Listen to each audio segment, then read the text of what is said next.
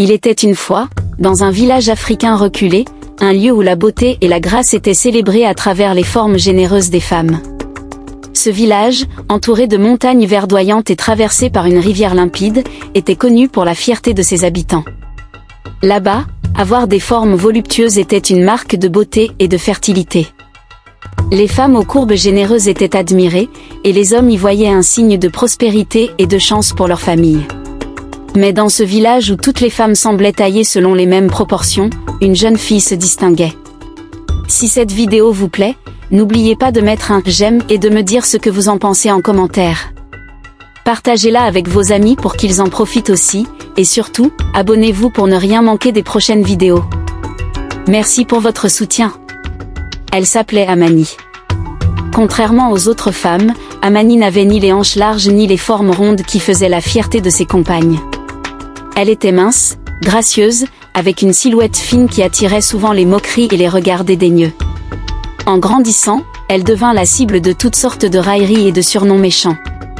Les enfants la surnommaient la brindille, et même les adultes se moquaient d'elle lors des festivités du village. Chaque année, lors de la fête des moissons, les femmes du village se paraient de leurs plus beaux pagnes et dansaient pour remercier les esprits de la terre. Les hommes les admiraient, célébrant leurs mouvements et leurs formes. Amani, quant à elle, se tenait souvent en retrait, honteuse de participer à ces danses où elle se sentait différente et peu appréciée. Elle voyait les sourires moqueurs et entendait les rires étouffés chaque fois qu'elle s'aventurait à rejoindre les autres. Les paroles blessantes résonnaient dans son cœur, et elle se demandait pourquoi elle était ainsi, pourquoi elle ne ressemblait pas aux autres femmes du village. Sa propre famille, bien qu'affectueuse, lui conseillait parfois de rester en retrait pour éviter les humiliations publiques. Mais dans son cœur, Amani ressentait une étrange énergie, une force intérieure qu'elle ne parvenait pas à expliquer. Elle avait l'impression de porter quelque chose de spécial en elle, quelque chose que les autres ne pouvaient pas comprendre. Une nuit, alors qu'elle se promenait seule près de la rivière, Amani ressentit une étrange vibration dans l'air. Elle s'assit au bord de l'eau et ferma les yeux, cherchant à comprendre ce que cette sensation signifiait. Soudain, elle entendit une voix douce, presque imperceptible, qui semblait sortir de l'eau elle-même. « Amani, tu es unique, car tu es la gardienne d'un don précieux que nul autre ne possède dans ce village. » Surprise, Amani écouta avec attention, et la voix mystérieuse lui révéla que son corps, bien que différent, était le canal d'un don spirituel puissant. Elle avait la capacité de communiquer avec les esprits de la nature et de guérir les âmes blessées. En réalité, cette silhouette fine qui la différenciait des autres femmes n'était pas une faiblesse mais un signe de son rôle sacré, elle était destinée à servir d'intermédiaire entre le monde des vivants et celui des esprits. La voix lui confia qu'elle devrait d'abord apprendre à se comprendre et à s'accepter pour activer pleinement ce don. Amani, emplie de gratitude, décida de garder ce secret pour elle et commença à pratiquer des rituels de méditation et de prière près de la rivière chaque nuit, apprenant peu à peu à développer ses pouvoirs. Quelques mois plus tard, un terrible malheur s'abattit sur le village, une épidémie mystérieuse rendait malades les enfants et les anciens. Les guérisseurs locaux étaient impuissants, et le village sombra dans la peur. Amani, qui ressentait l'appel des esprits, comprit alors que c'était le moment de révéler son don. Elle se présenta devant le chef du village et demanda la permission de conduire un rituel de guérison.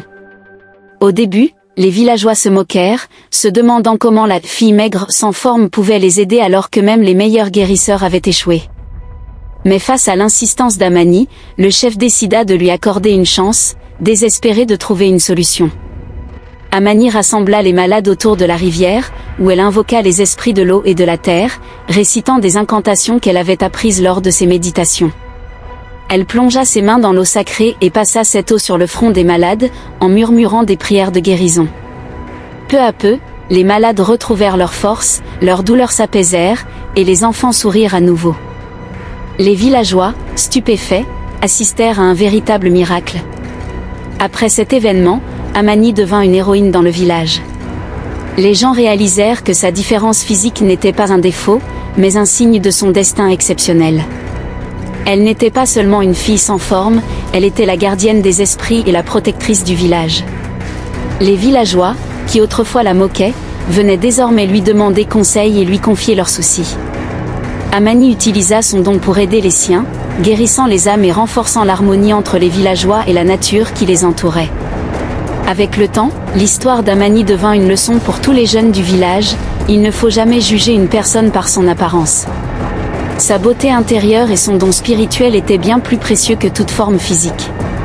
Grâce à elle, le village apprit à célébrer la diversité et à respecter les qualités uniques de chacun.